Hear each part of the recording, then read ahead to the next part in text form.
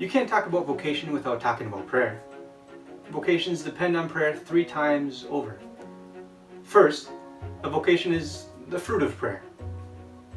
It is a special grace that God gives to a certain individual to follow Christ more closely. And He gives that grace because someone has prayed for it. The church praying for vocations generally, or someone, somewhere, praying that a particular young man or woman receive a call.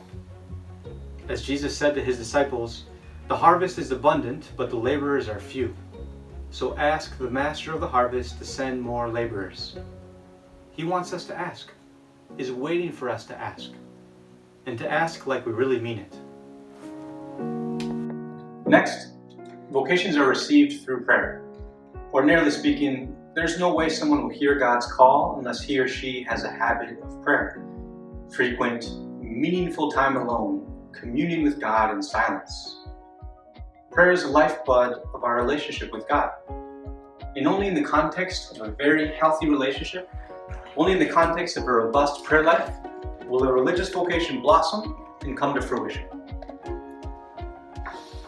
Finally, a vocation depends on prayer not only to come about, not only for it to be heard, but for the one who is called to respond to it faithfully for the rest of his or her life.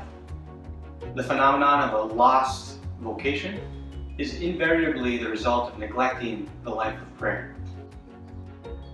The reason is that even in the spiritual life, we human beings are subject to the law of gravity. We tend to sink downwards, towards the surface of things, unless a superior force raises and sustains us. The only way we can persevere in the consecrated life, to live entirely for God on earth, as the saints do in heaven, is if the living Word of God lifts us above our earthbound tendencies. This He does by calling us to Himself, not once, but every day.